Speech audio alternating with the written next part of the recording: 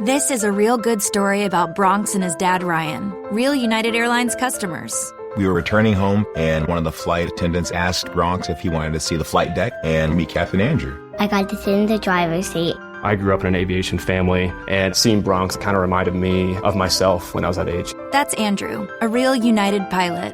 These small interactions can shape a kid's future. It felt like I was the captain. Allowing my son to see the flight deck will stick with us forever. That's how good leads the way.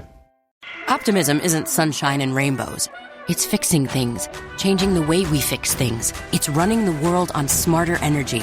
Because if optimism never stops, then change can't either. GE Vernova, the energy of change. This episode is brought to you by Paramount Plus. Paramount Plus has movies. So many movies. The movies you've seen 1,000 times and could watch 1,000 more. Iconic movies your friends can't believe you haven't seen. New movies, classic movies, new takes on classic movies. So whether you're into Top Gun or The Naked Gun, Mean Girls or Mission Impossible, Smurfs or Sonic the Hedgehog, there's a mountain of movies to discover on Paramount Plus. Start streaming today. I use Shipt same-day delivery to stay connected with my sister during the holidays. She lives across the country. Shipt has tons of stores to order from. Groceries from Albertsons, crafts from Michael's, even pet supplies from PetSmart. The list goes on. So when we have long-distance movie nights, I turn to Shipt to get face masks, snacks, and everything else we need delivered to her and to me same day. Download the app or visit Shipt.com. That's SHIPT.com. You don't technically need this car. You say that out loud to yourself. You say, I have no space. You say, I'm just looking. Then you click. Then you zoom in on photo number 87 and whisper, oh no. Then you text a friend, the one who always enables you. You say to yourself, this is the last one, knowing it is not. You don't need this car. But maybe, just maybe, this car needs you. Bring a trailer. It's never just a car. Hello, everybody, and welcome to another Victory Green Hour as the Philadelphia Eagles win their fourth consecutive game, defeating the Detroit Lions 16-9 as they improve to 8-2 on the season and remain in first place in the NFC. I'm your host, LJ Harrell, and as always, I am joined by my co-host, Connor Donald. Connor, what's going on, man? I just want to point out that you were totally right in calling out my extremely high score that I predicted, because it definitely showed even your score was high. But I'm doing good, man. I mean, a win's a win, and we're gonna get into a whole lot of different discussion points. I'm certain. Yep, another win and another week of useless and unnecessary distractions by the media, by whoever it is, bringing up stuff that just shouldn't be getting out.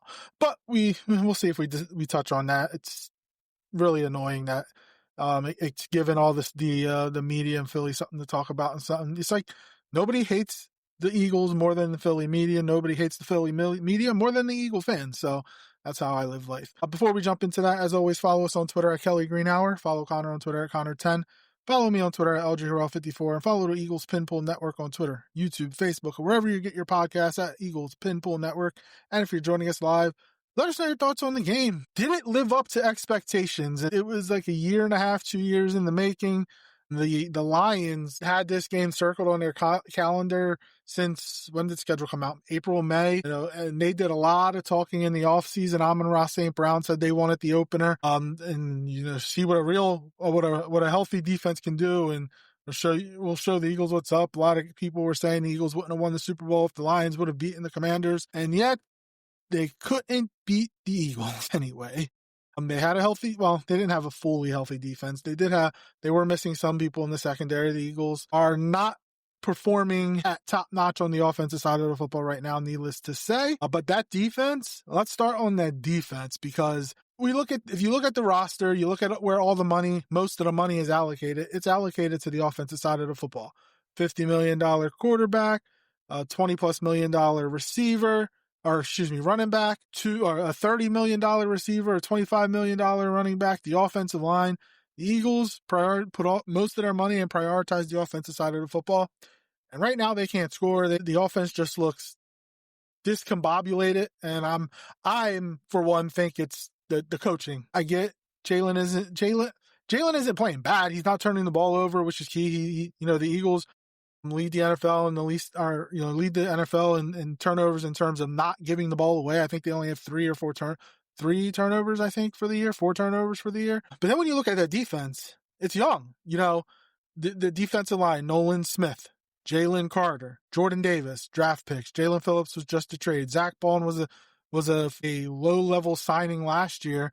Then he got a big payday. Jahad Campbell / Nakobe Dean, draft picks. Next to him, Quinyon Mitchell, draft pick. Cooper DeJean, draft pick. Andrew Makuba, draft pick. Reed Blankenship, draft pick. Adoree Jackson was a free agent signing. You look at the defensive side of the football, and this is after losing Josh Sweat, Milton Williams, CJ GJ. It's not like, this defense they're all the same, players from last year's championship defense and the number 1 defense in the NFL. No, about 4 or 5 different starters, and yet this defense is outperforming the offense. And I'm going to give you one reason why, Connor. Vic Fangio. They have a seasoned defensive coordinator who plays no games. Look at the Eagles' offensive staff. Kevin Patullo, first-year offensive coordinator. Nick Sirianni. Nobody wants his hands in the offense, but it seems like it might be a little bit. That's the big difference. And a lot of people are saying, well, go out there and get an offensive coordinator like Vic Fangio. They're not out there like leaves on trees. They're not just there for the taking. If they're there, or if they were going to be there, they're picked up by another team. So it's tough to go out there and get an offensive coordinator that does not want to be a head coach. Maybe you can get a Frank Wright after the season. Maybe you can get a Doug Peterson. Who knows? But the Eagles on the defensive side of the football have the luxury of having Vic Fangio, who's been a head coach before, doesn't want to be a head coach again. This is his last stop, and the staff that he has put around him and has coaching these players, they are working out brilliantly right now. And that defense was flying around, and they held an offense of the offense of the Detroit Lions, who averages over 30 points a game, has Jahmyr Gibbs, David Montgomery, Amon-Ra St. Brown, Jameson Williams. Their offensive line is is the top 3, 4, 5 in the NFL. Held them to 9 points, and they were only given 9 points because Nick Sirianni decided to go for it on 4th and 1 from his own 30-yard line.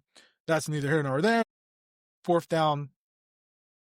Another fourth down decision in the fourth quarter that we'll be discussing and see if his one job is the culture and the decision making. It hasn't been that great lately. But what are your thoughts? I know I just did a nice long preamble there, but the defense was outstanding, and they have been against the Packers, and the Lions have given up 16 points the last 2 weeks. Yeah, I mean, the defense was just on point.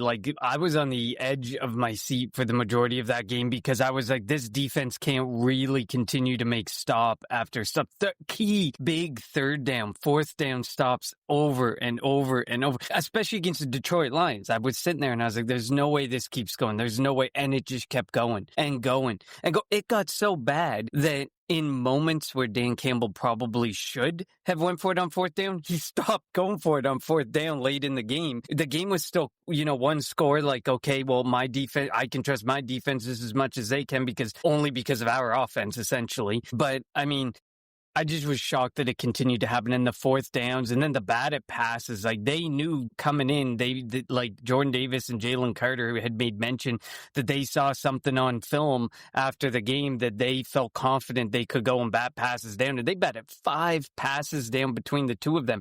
Jordan Davis doubled his season number in one night. Those plays were so impressive, and you can definitely tell if you can get the Detroit Lions out of Ford Field for a playoff game. And it's cold. It's got to be cold. If he goes to Tampa, he's probably going to be just fine. But if it's a cold weather game, you can tell the cold weather games get to him. And it isn't just a Detroit Lions thing. This dates back to his LA Rams times all the way back. He's always struggled in the cold weather. And a lot of players do. And I know that the argument's going to be, well, this is why the game should be played in a neutral field at all times. And then there's others like us who think that it should be left to the elements. They did it. They left it to the elements for 50 years before we started really implementing these dome or partial dome or retractable dome stadiums that have come into play in the last decade, decade, 15 years that those have actually come into play. So, I mean, I'm a big elements guy. I always will be. I understand why the Super Bowl cannot necessarily be played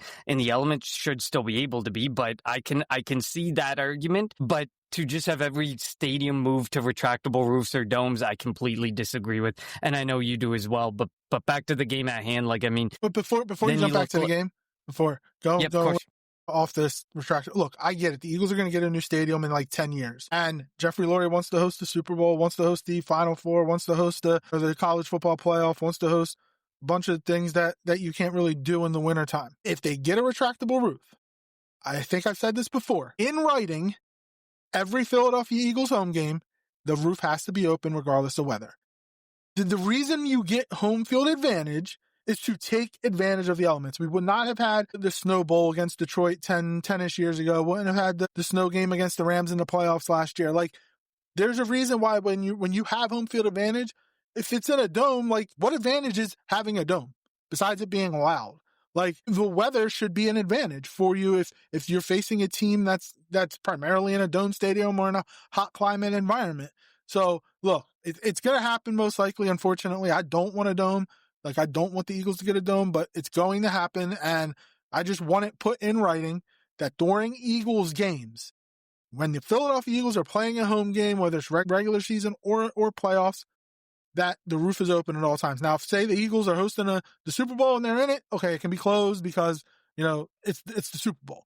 But if they have home field advantage, if they're playing a home game during the regular season, during the playoffs, roof must be open. I apologize. You can continue. No, I knew I would get you with that and get you on a little rant and tangent because we both agree. We're both the same way. I mean, Buffalo plays to the elements for a reason. The Steelers do. You look at some of the Green Bay, Lambeau Field, like there's some legitimate. The Bears and the Browns are soft because their new stadiums are going to be roof or dome stadiums or roof stadiums, whatever it is. I think everyone should just do, like, if you really want to ensure you're able to do things, make it a retractable roof. And you can still have those things. But to the same point, you can also open it up to the elements that football truly was made for. Like, these elements and football go hand in hand. So, I mean, otherwise, like, the front group was amazing. Jalen Phillips again continues to stand out. Nakobe Dean, like, I saw that Jihad Campbell played the least amount of snaps he's played all year. I mean, I thought there could be a split there, but Nakobe Dean has changed this defense, and he is earning himself a massive payday. And based on the fact that Howie went out and got Jihad Campbell, is he gonna pay Nakobe Dean? I mean, listen, I think he should be paid. I think there's a risk to him. I absolutely agree. Is he going to get hurt again? Highly likely. But, I mean, look what he's doing when healthy and in the lineup. He is instrumental. Him and Nakobe Dean are the best linebacker duo in the league when they're out there together, and what they do and how they play off of each other. They even spoke to it like last year in the early going when, the season started and Dean was flying around and Bond was looking like this all-pro who we got for like $2 million. Like, they talked about it back then and how they play off each other and they're so important for each other. It was important for Dean's development. Dean was important for Bond coming into a new environment in Philadelphia. And then Vic Fangio was clearly maximized the two of them to a massive degree. So, I mean, Nakobe Dean, massive game. Jalix Hunt continuing to look a much better, more comfortable part. Like, he was coming along, but you could still see like he needed somebody more experienced across from him or some sort of healthy rotation. And you can tell over the last couple of weeks with Jalen Phillips there, Jalix Hunt is looking like a potential stud in the making. And he's already been thrust into a starting role when he wasn't necessarily ready for that starting role. So now he's just getting even more experience padded on to everything. And then, of course, the secondary, I mean, it's Adoree Jackson, what did account for, 69 yards. But, I mean, Adoree Jackson did have some decent plays. Garden, Jamison Williams and Amon-Ra St. Brown is no easy task for any team CB2. So Adoree Jackson is probably earning his way into staying into that role for the rest of the season at this point. I don't see them, if they weren't going to turn away like in this past game with Ja'Cory Bennett back in the lineup and healthy, I don't know if there's a reason to move away, especially after you did what you did, stifling the Detroit Lions offense that, like you said, puts up 30 points a game. And then, of course, Cooper DeJean and Kenyon Mitchell, you can't say enough good things about. But one of the big things that you had mentioned heading into this game was, the fundamentals, making those big plays, making those big tackles. And while they did have 8 missed tackles, they made a lot of big plays. They made a lot of big stops. They made the hits where they had to make the hits. I mean, Jahmyr Gibbs is slippery when wet. We know that. And he was very slippery. It seemed to be the only person that Jared Goff could get the ball to that made anything happen after the catch. So it was an impressive game all around for the defense. Very impressive game. And going back to your Nakobe Dean point, like, they have to find a way to bring him back. He's the heart and soul of this defense. He's like a coach out there on the field. And as you mentioned, they got better when he got back, and they're just better against the run. He's so good at the blitz he had on his sack. He just ran right through David Montgomery, and David Montgomery is usually pretty good at picking up those blitzes, and he literally ran right through him, like pushed him, hit him back into Jared Goff, and Goff went down. So, like, I don't know how you do it. Maybe you change to a 4-3 defense to get them all three on the field. I don't know. Make Jahad Campbell an edge rusher, depending on what happens with the edge room. Who knows?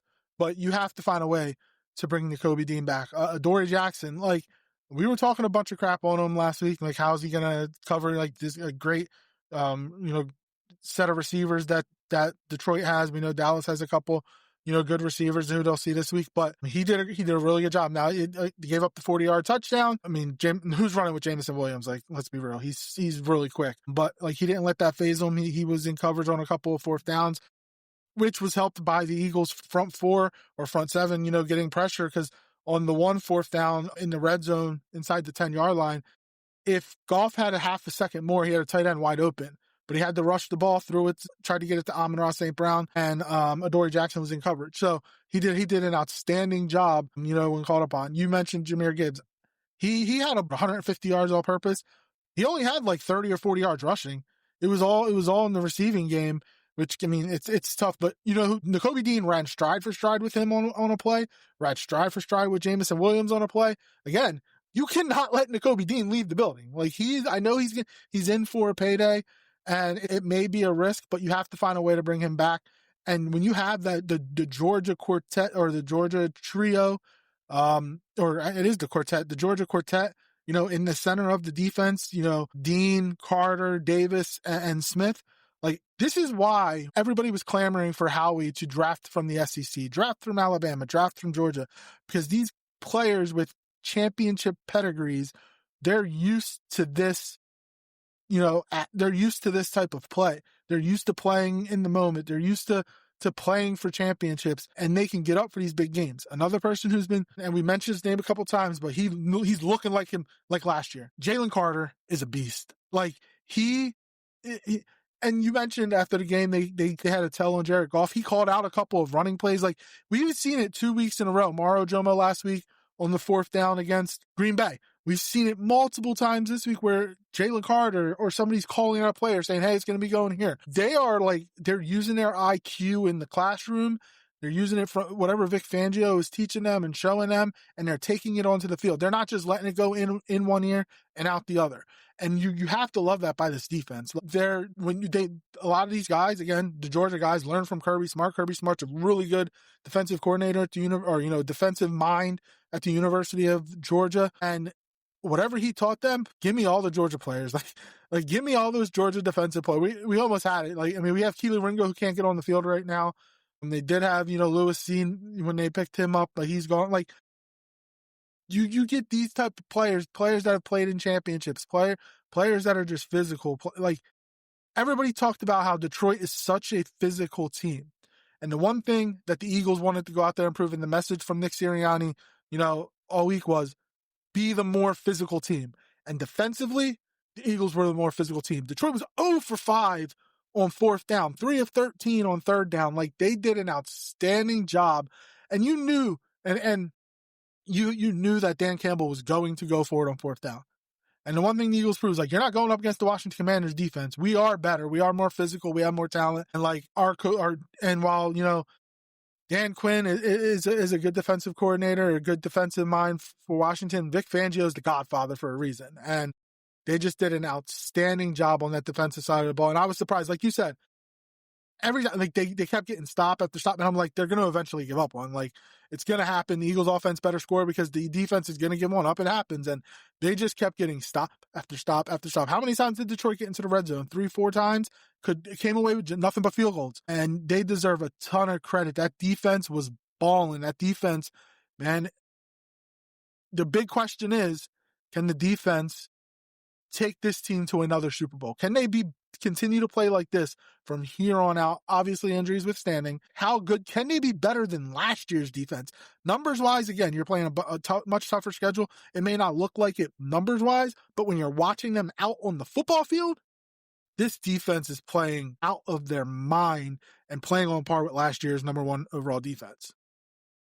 Yeah, I agree with you. And I mean, the task has been made a lot tougher by a significant injury on the offensive line that we're going to talk about here in a little bit. But that just makes the job a lot harder when a underperforming offense is now losing very, very vital pieces. It makes the job for the defense become even more difficult because they're going to have to stand on their head even more and continue to make those big stops. And they showed they can step up, but no defense in an offensive-friendly NFL is going to be able to step up week in and week out and make 10, 12 crucial stops every single week. Eventually, the bend don't break. It's a guarantee every defense bends and breaks at some point. Hopefully they can hold on enough in times and make those big stops like they did in this Detroit game to keep games close and at least give the offense a chance. I mean, the offense had a number of chances and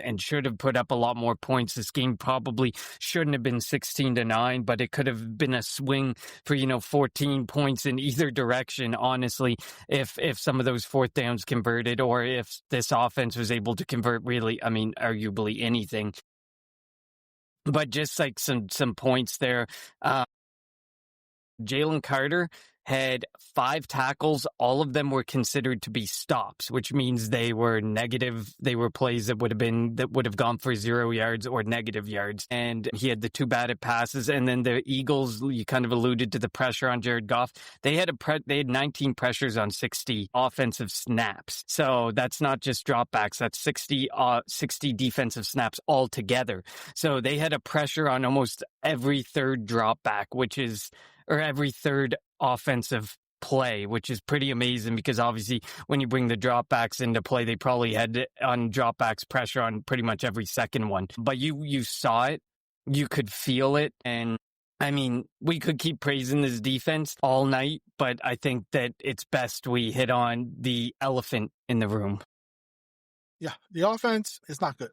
The big question is it coaching? Is it the quarterback? Is it the receivers? Is it the offensive line? Is it Saquon? I personally am going to start out with the coaching. Did you see the route did somebody put out the routes that AJ ran? Did you see what it looked like? Yes. And then if you look at the routes that he ran, yep. Then if you look at the routes that he would run last year when Kellen Moore was the offensive coordinator, looks nothing like that. He did not run across the field once. Like, you have third and fourth string cornerbacks covering him, Rock Ya-Sin and I forget the name of the other corner, but you have guys that aren't normally starters covering AJ, and you have him running like 3 different routes. There was no throws over the middle of the field, and like they were playing man a lot too. Like, find a way to get AJ Brown, even Devontae Smith into space. There were no rub routes, there were nothing, no mesh routes. It was so frustrating. And like, a lot of people were talking about how it seemed like Jalen was force-feeding AJ Brown. The first pass of the game went to Devontae Smith. He dropped it. The second pass of the game went to Dallas Goedert. He dropped it. Another pass went to Devontae Smith. He dropped it. And who never drops passes, by the way. Dallas Goedert dropped 2. Like, it gets to a point, like, if I'm a quarterback, and you usually trust Devontae a lot, and he didn't have any catches, which sucked because we know but we're not going to hear from him because that's not who he is. I don't think Jalen was force feeding the ball to AJ. AJ was pretty much catching it for the most part when it got to him. Did he give up on the one deep shot? Maybe a little bit. He probably wasn't running it, through. I mean, Jahan Dotson had a great play on, I think it was a third down play when the Eagles were down deep in their own territory inside the 5-yard line. Jalen had to scramble because Aiden Hutchinson would put a nice spin move on Fred Johnson, and he was able to throw it downfield for 25, 30 yards. So that was a great play by Jalen and Jahan Dotson, going with the scramble rules, getting upfield and giving a target for his quarterback to throw him the ball. But like, it does get to a point for a quarterback, if your receivers aren't catching the ball, you're not going to want to throw it to them often. And I get it. I said it before. Devontae is a very reliable receiver. And also, like, you have to take into effect, the wind was whipping in Philly on Sunday night. It was crazy how windy it was. And it obviously affected Jalen, who doesn't have the strongest arm, in terms of like throwing it through, like just in speed. He has a really nice deep ball, yes, but when it comes to the kind of throwing it hard, whatnot, that's not his game. He's not Josh Allen. He's not Brett Favre. He's not gonna throw a 90-mile-an-hour fastball to you. He's going to get it to you. It's just not going to be, a fastball. So if it's the same this week, you got it's going to be, I don't know what the weather's going to be like in Dallas, probably 70s, whatever. It's not going to be windy. It's not going to be cold. It's not a great defense by that. Like, if it's the same, we really, really have to start discussing what's wrong. Like, we've all called for it that Patullo should have been fired by now. It's not going to happen right now. Maybe it'll happen in the offseason. Who knows? But something does need to change. And you mentioned Lane Johnson being out. Like, he's going to be out for the next 4 to 6 weeks at the least. Hopefully not anything more. He has to wait for the swelling to go down to see if it's broken, to see if he needs surgery, because if he needs surgery, he's done. We might be without our center this week. Cam Jurgens went out and Brett Toth came in, and Brett Toth on the tush push on the fourth down got zero penetration, got zero movement. So, and you have to give credit to the Detroit defense. They took advantage of that. But Toth not being able to push, get any push, and that's why the Eagles didn't convert the fourth down. The Eagles gifted Detroit 3 points. They got fortunate for that very weak and should not have been called pass interference. As an Eagles fan, I can admit that was not a pass interference. You should have let him play. It should have been Detroit's ball, and we would have been sweating. As an Eagles fan, though, I'm happy. Obviously, we got to kneel it out. But yeah, something. Yeah, I mean, you're not gonna give it back, especially when you look back earlier on that false tush push that was lined up in the neutral zone. The rule. So if Fred Johnson should have never touched. If Fred Johnson didn't touch him and they snapped the ball, they throw a flag. If they line up in the neutral zone like Tyler that, Steen. That's what I meant. I'm sorry. It was Steen. If they line up in the neutral zone like that, you're not allowed to touch them because you have to give them the chance to get out. So if they would have snapped the ball with his hand there, I think the flag would have come out. But because they didn't give them the chance to, that's why the flag was thrown. Steen should have never done anything. But it was unfortunate because wasn't that another 4th and 1 that ended up going, that they were going for, that ended up going the 4th and 6 or something like that. So they had to punt. But so technically the refs didn't get that wrong. But no, the pass interference, this is a poor decision by Steen. The pass interference was a bad call. And the pass interference, like, there's a lot of people out there who are saying it could have been a push off. I mean, you could argue that, and then there's some people who are pointing out, well, AJ Brown had to push off push a little bit because if he didn't push off, he wasn't going to get away from the hand fighting / holding that was happening. So, I mean, at the end of the day, that is the picturesque play that you let them play it through. I don't care if you bring review into the mix next year. That play to me is one of those bang plays that you just let them play it. Tried that review thing. It's not going to work. You can't do it. It's not.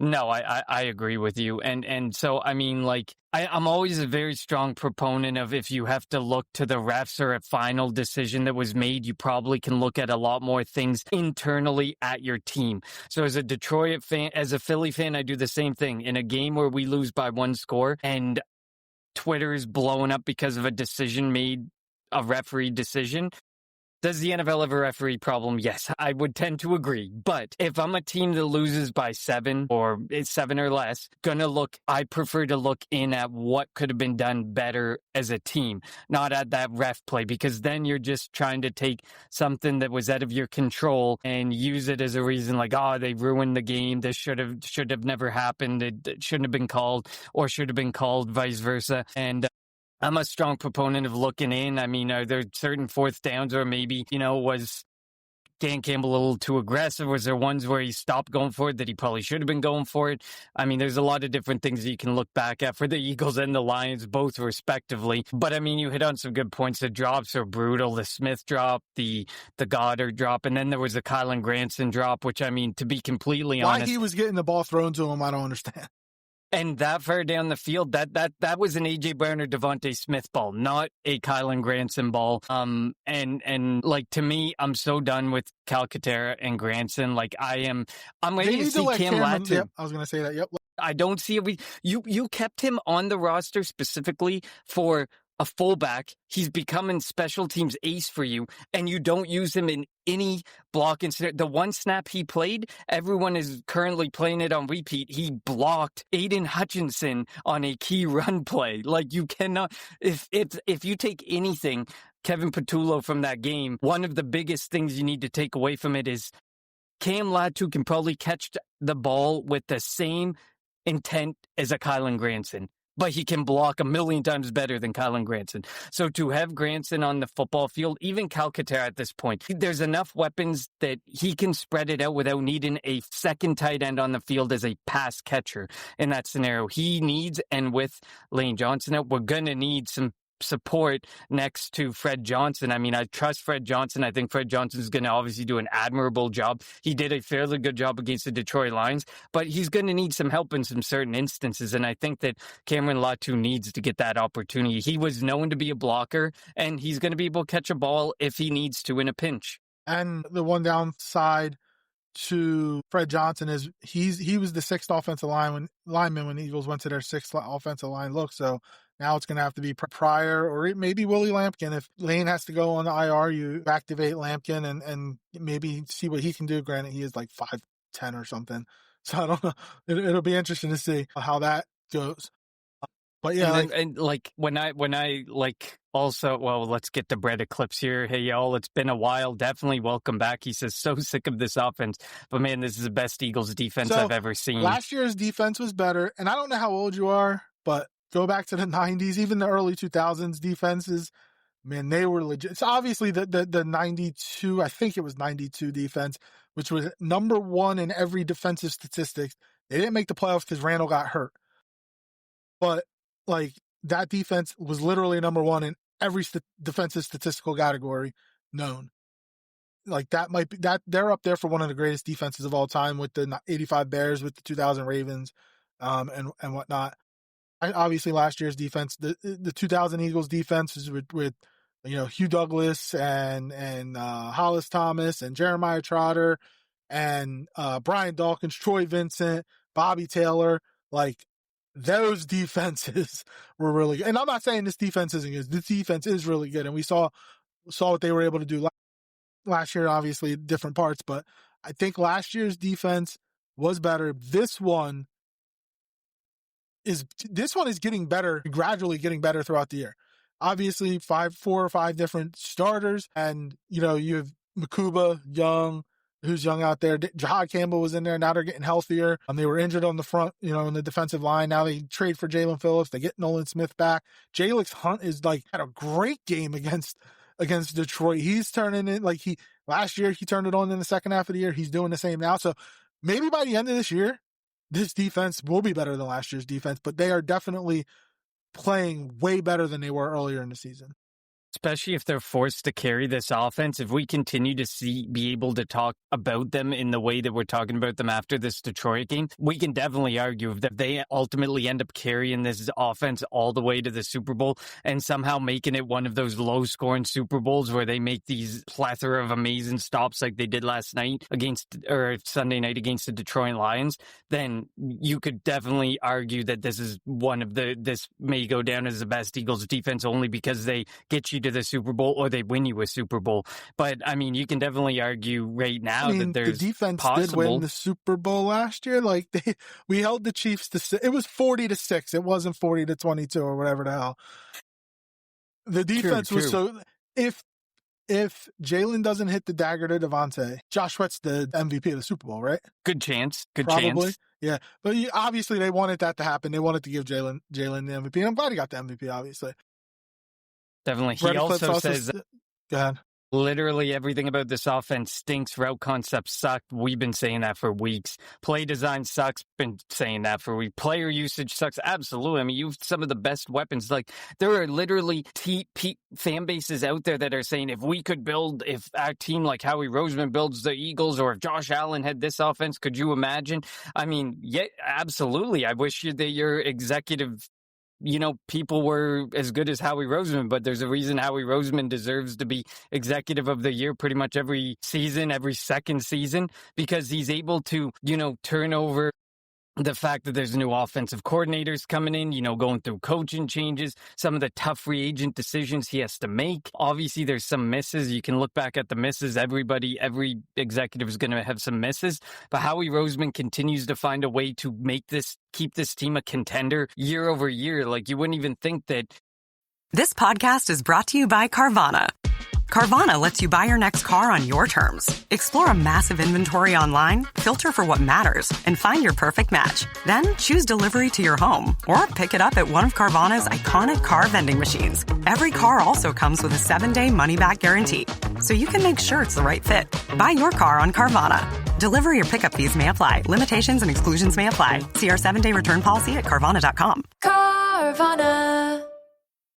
Running a business comes with a lot of what-ifs. But luckily, there's a simple answer to them. Shopify. It's the commerce platform behind millions of businesses, including Thrive Cosmetics and Momofuku. And it'll help you with everything you need.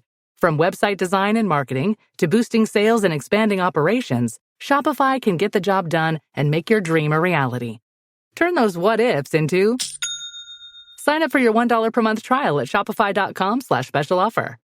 ¿Hablas español? Sprichst du Deutsch? Kann du Norsk? If you used Babbel, you would. Babbel's conversation-based techniques teaches you useful words and phrases to get you speaking quickly about the things you actually talk about in the real world, with lessons handcrafted by over 200 language experts and voiced by real native speakers. Babbel is like having a private tutor in your pocket. Start speaking with Babbel today. Get up to 55% off your Babbel subscription right now at babbel.com/Spotify. Spelled BABBEL.com/Spotify. Rules and restrictions may apply.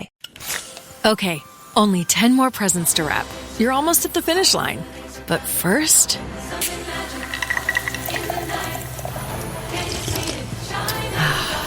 there, the last one. Enjoy a Coca-Cola for a pause that refreshes. What's going on? I'm Arch Manning, Viore athlete and college quarterback. Whether I'm running, training, traveling, or just unwinding at home, I love doing it in my core shorts from Viore. With a breathable boxer brief liner, they're quick to dry, super versatile, and stand up to even my most intense training sessions. Plus, they come in 3 inseams and a ton of colors. Ready to try a pair? Go to viore.com/arch and get 20% off at checkout. I think you're going to love them as much as I do. That's viore.com/ARCH and get 20% off your first order. Exclusions apply. Visit the website for full terms and conditions. Not only will you receive 20% off your first purchase, but enjoy free shipping on any U.S. orders over $75 and free returns. Have a great day.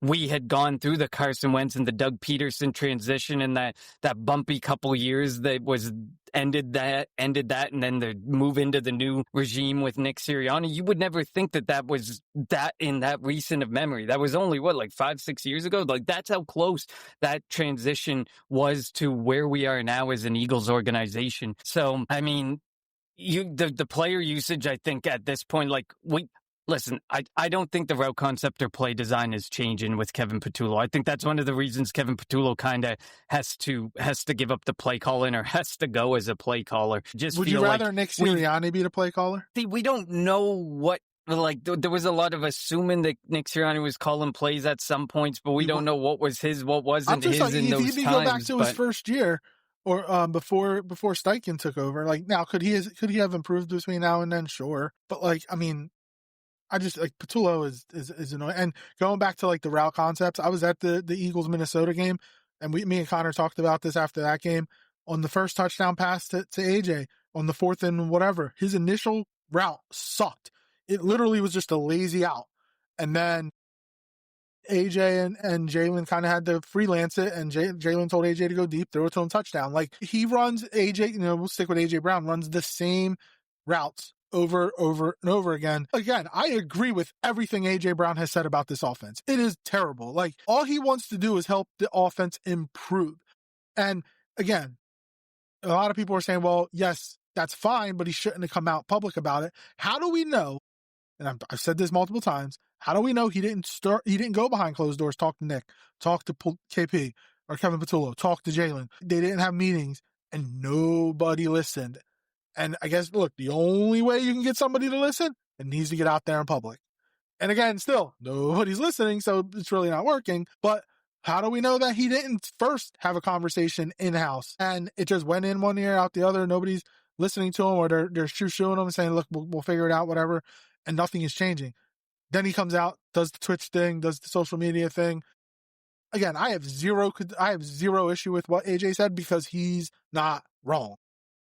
And I mean, look, like, would you probably give up on some plays after a while when you're constantly just running a straight line for 20, 30 yards, game in, game out? Like, when you look at those 12 targets that he had yesterday or on Sunday night, I think 3 of them were in breaking routes and only like 2 of them were slants. And then there was another one where it was a dig further down the field where it was probably 15, 20 yards downfield and then he cut in. But I mean, like, I would get annoyed having to run the same routes 20 yards down the field just to realize, man, this ball ain't even coming to me, or the play's already done. Like, you're like, I know that it's his job, but that would have to be the most deflating thing to do over and over. It's like running a 40-yard dash over and over and over. And I don't want to hear the excuse that, like, oh, he's being double teamed or they're playing over top of him. So you're telling me teams aren't doing that to Jamar Chase, Justin Jefferson, Puka Nacua? Like, we can go on and on. CeeDee Lamb, like, we can go on and on and on. And guess what? The ball is still being thrown to them. They're being schemed open. Why can't the Eagles coaching staff scheme any of our receivers open? Kevin Patullo was the passing game coordinator, and the Eagles were 29th in passing last year. I think they're 28th in passing this year. Nothing has changed. And then, as Bredicliffe says, the front office is literally never letting Sirianni pick his own OC again. I mean, Brian Johnson 2 years ago, failure. Then then Howie Roseman and Jeffrey Lurie brought in Kellen Moore, and then he went and took the Saints job. I wish he didn't. He should have just stayed here, but he wanted to be head coach. Can't blame him. He's going to get fired in a couple of years anyway. Maybe he will end up back here. Who knows? But like, anytime we make an in-house hire, it does seem like it doesn't work all that well. So, and again, I get it. Kellen Moore took the job after the Super Bowl. The Eagles won the Super Bowl. They were literally the last offensive coordinator position open. You get to pick up the worst people that are left, I guess. I mean, if I was the Eagles, now again, it's tough. Like, I would have went after kind of a young hot shot in college, but he's also wants to eventually become a head coach. So it might only be a couple of year thing, but like, get somebody who's called plays before. Kevin Patullo has never called plays, and you can tell he's never called plays by what he calls on a weekly and it was basis. It was the same with Brian Johnson, and you could tell he never called plays before that year that he was the offensive coordinator. So I agree. It's like these guys take nothing from the offensive coordinator before that seems to find better success with an offense. It just feels like these coordinators take nothing, or they want to try and create their own and be their own and say, I'm going to go and get myself a head coaching job. Well, Brian Johnson and Kevin Patullo are going to be quite a ways away from ever having head coaching jobs, if not never having head coaching jobs. They could end up like, I wouldn't even say a Brian Schottenheimer, because a Brian Schottenheimer should never have been a head coach, but he was a pretty solid offensive coordinator. So, I mean, they have to probably, like, I feel like it's just frustrating because then you have the Derek Gunn report that came out too about people being frustrated with Jalen Hurts. And it just feels like, Kellen Moore, like, look at every essentially second offensive coordinator. They've been able to work to Jalen Hurts' strengths. You don't bring quarterbacks in and expect them to work into your offense. You create an offense that maximizes their strengths. And to sit there and do Kevin Patullo's offense that plays to almost no strengths of Jalen Hurts. We saw that huge quarterback draw on third down. We never see the quarterback draw anymore. That was so crucial last year to get in so many first downs. And we saw it once against in the Detroit game. We've seen it a handful of times throughout the season, but that was such a vital part of the offense last season. Granted, the Russian attack was obviously a lot better, and teams were more fearful of Saquon Barkley and what might happen. So they kind of had to account for both Jalen Hurts and Saquon Barkley. But I mean, I agree. Derek Gunn, if it's Derek Gunn or it's Diana Rossini reporting, I am giving 100% credibility to Derek Gunn over Diana Rossini because he's definitely dialed in. He's definitely a guy who's got some really good inside people, and I get it. He's very stoic. Like Jalen, I don't know if it's so much Jalen Hurts as Jalen Hurts, the quarterback, like that you scheme around. I think it's Jalen Hurts, the stoic behavior. It's Jalen Hurts, the attitude that he has. It's Jalen Hurts, the almost lack of leadership that seems to percolate out from him. Like there is no real leadership that you can see, maybe behind closed doors. And we've said this before, behind closed doors, he may be a very incredible leader. We've seen him give some very good pregame speeches and, you know, prayers and things before they go out on the field and play a game, but you really don't see a whole lot of leadership like you see out of some of the other quarterbacks. So I don't know if it so much has to do. He's more of a quiet leader. Mm-hmm. Now, he's respected, obviously. I mean, I think what people are, and I don't want to use the word annoyed, but like he's very conservative, does not want to turn the football over. It's like it's been drilled in his head. If you don't turn the football over, we win. So he's not going to put the ball in harm's way. While I appreciate that and I understand that, would it be nice for him to just let it rip every once in a while? Sure. And again, maybe the weather conditions the last 2 weeks played into him not doing that. Cold in Green Bay, windy and cold in Philly on Sunday night. Again, in Dallas could present a better weather conditions. And again, Dallas's defense, now their front four looked really good against the Raiders, but the Raiders are really bad. Like that offensive line is so bad. Ashton Genty had 7 yards. Yeah, 6 carries for 7 yards or something like that. And Geno Smith is really bad too. But, you know, Dallas's secondary is not good still. And so maybe, you know, if the offensive line can hold up against, you know, Quinnen Williams and Clark and that front four, Fowler and the front four, maybe that will present some opportunities for A.J. Brown and Devontae Smith and Dallas Goedert. Also, I want to see some more Tank Bigsby. He had 6 carries for 34 yards or something like that. You know, he had all his carries were 5 yards or more. He shows a lot of burst, getting the ball through the hole. He hits the hole and goes.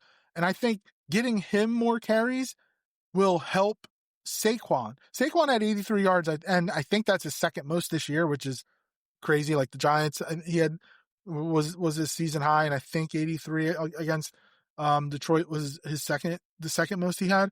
But we talked about how he had close to 500 carries last year, including the playoffs and the Super Bowl run.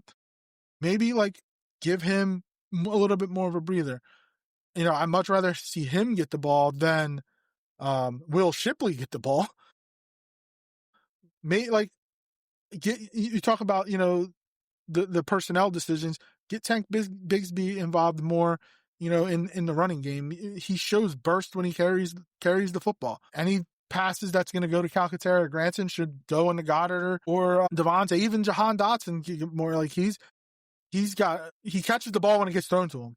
So I like to see more of him. Like we're getting into the part of the season where you're going to be facing worse, not as good defenses as you have been playing. Dallas isn't that great. I don't think Chicago's defense is that great. The Chargers defense is so-so. The Raiders defense stinks. The Bills, the Washington defense is old. I don't think, think they can be had. And the Bills defense is like, you should be able to move the ball on them. It's stopping Josh Allen. That's gonna, are you going to be able to keep up with them? But we also thought the same thing with Detroit. Are you going to be able to keep up with Detroit? And you held them to 9 points.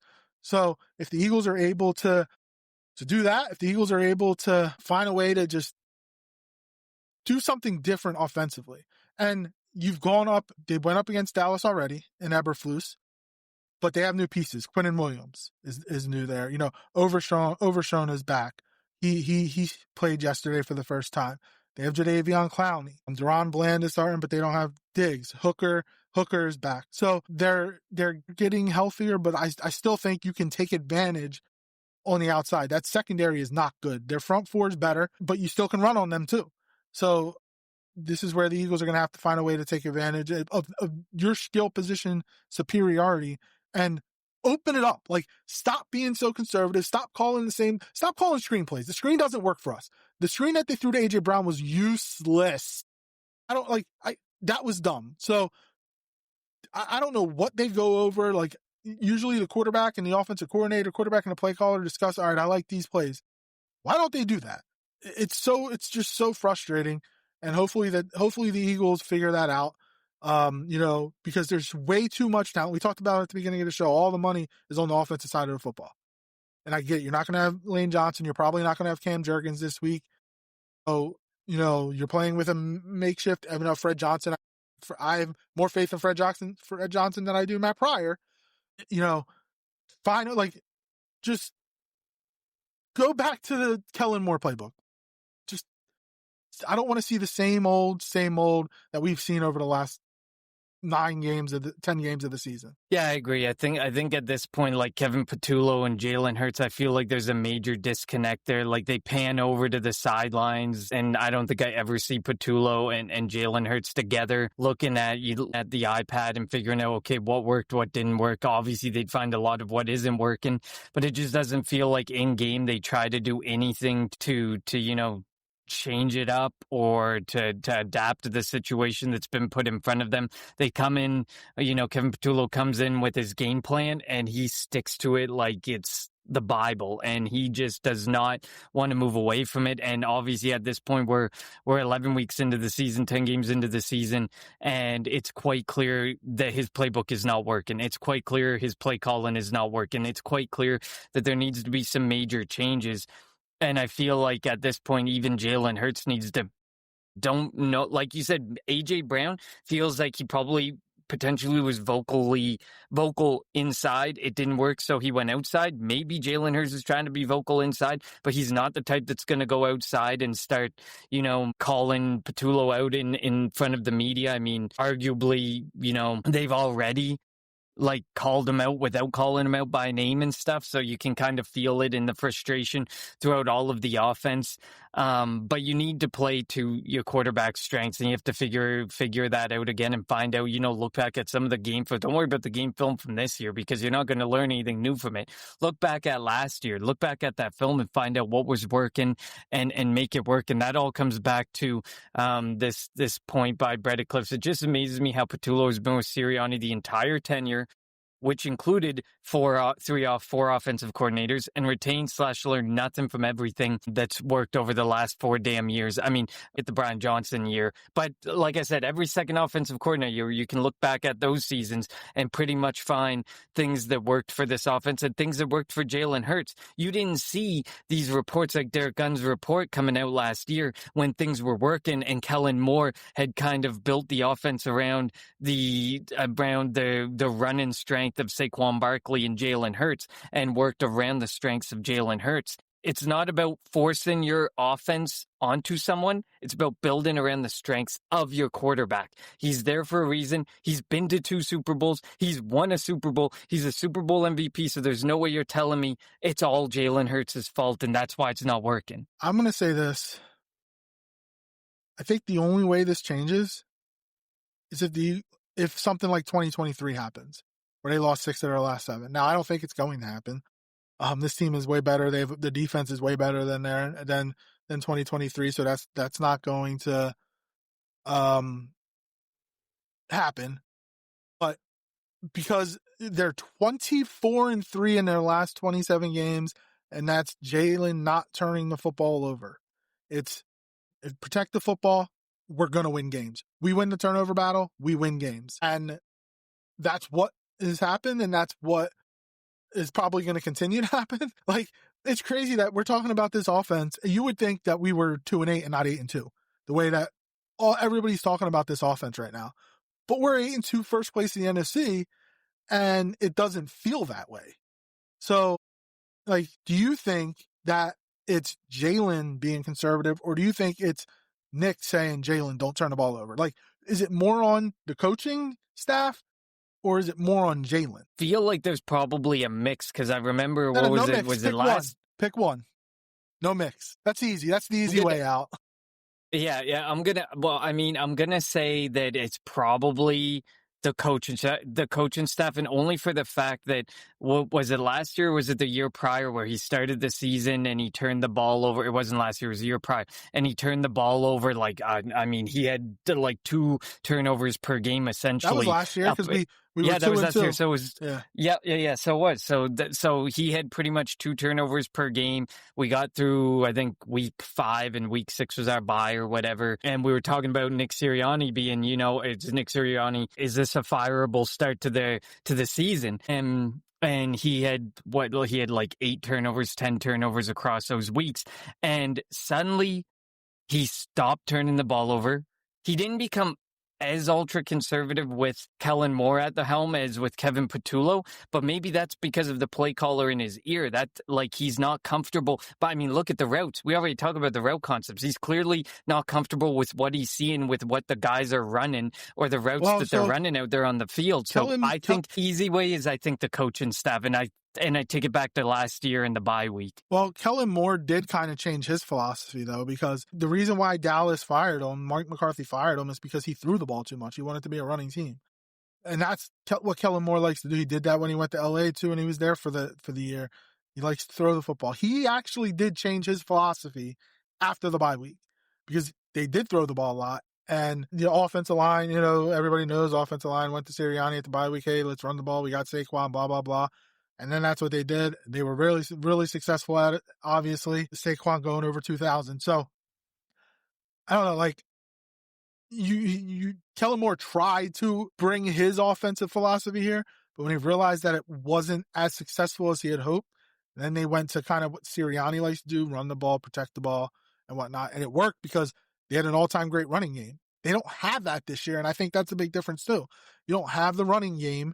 You don't have the offensive line is there. You don't have the health that you had last year, and that doesn't help, the passing game, because last year the running game helped the passing game, and that's what they thought they could do coming into this year, and they can't. And then now the offense, or the passing game, isn't getting going, so they need to find a way. It's not just one or the other; it's both that aren't working. The passing game and the running game. Yeah, no, I agree. Like, there's definitely things like maybe, Patullo, we know Patullo's play calling isn't good, but we also know that the offensive line hasn't been that good. We know Jalen Hurts at times has been, gun shy and stuff. Like, there's a lot of things that have happened this year that probably don't necessarily land on Kevin Patullo, but Kevin Patullo is doing this offense no justice and trying to get it out of this weird hump that they're in that they can't seem to get over. Like, they're just trying to climb this mountain by doing the same thing over and over, and it's just not working. So, it's hard. Like, I feel like you made me pick one, so I picked the coaches, but I feel like it kind of goes on both sides, but it goes back to where it started, and where I feel this ultra conservativeness in Jalen Hurts started was last year at the bye. And we say that you're never going to win. You're probably not going to win a Super Bowl strictly running the football. Obviously, the Eagles kind of proved that semi-wrong last year. And I feel like it's still something that, like,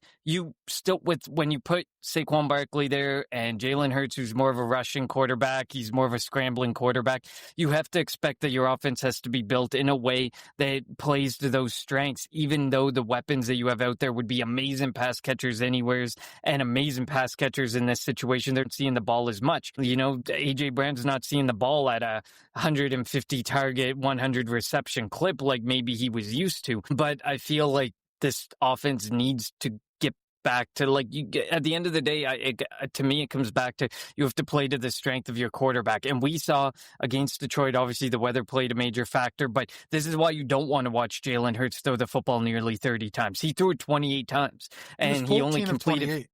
He only completed 14 passes. And sure, the weather was an issue, but we've seen him throw the ball a lot more this year at times than we're comfortable seeing. And even in the better weather games, he hasn't been able to make the connections that maybe he used to be able to make. And I think that's probably who Jalen Hurts is. You're not going to turn Jalen Hurts into a hot Josh Allen. You're not going to get, Josh Allen came into the NFL and people said, oh, he has accuracy and completion issues, and now he's one of the most accurate quarterbacks in football. I don't think that's going to happen with Jalen Hurts, and I think that your offense has to be predicated on the fact that that's just not going to work. Jalen Hurts has something that Josh Allen and Lamar Jackson don't have, and that's a Super Bowl. This is true. And victory. Listen. And it was built around the offense working, not at the start of the season, but as soon as they came out of the bye week, it was built around strictly, making those big plays happen, throwing the ball down when you needed to, making those short, quick passes, letting your weapons do all the work, the yak. And right now, all the yak you see is negative yak, because whenever they want to give it to someone for yards after the catch, it's stupid screenplays. So frustrating, but they're 8-2. And we get to go into one of our favorite weeks. It's not only Dallas week, but it's Kelly Green Dallas week, as the Eagles will be wearing their Kelly Green uniforms in Dallas for a road game for the first time since they've brought back the Kelly Green uniforms. We will be back later this week to get you set for the Eagles, the Cowboys. The Eagles could potentially wrap up the division by Black Friday.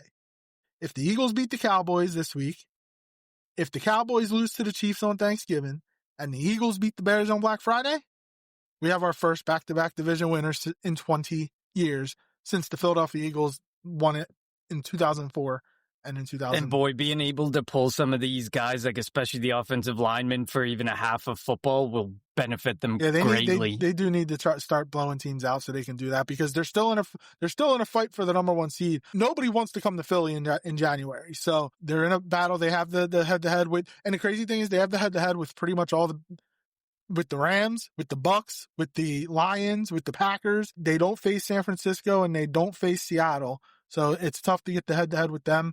Common opponents, I guess it would be, and the Eagles beat the Rams beat the Seahawks, so, and I think they split with the Niners if I'm not mistaken. But yeah, so the Eagles have the toughest schedule in football coming into this year, and they have beaten it's not like they've had this cupcake schedule. They've beaten really good teams, and they still have the Bears, who are first place in the NFC North in 10 days. Then they have the Bills, who are in second place in the AFC East, but that's on the road. That's still a tough game. So the Eagles do have a couple of tough games left, but they also have, I will say, the Raiders cupcake. That's going to be a cupcake game. Dallas, I mean, it's a division game, so it's going to be a tough one. And Dallas obviously fighting for their playoff lives. They're 4-5-1.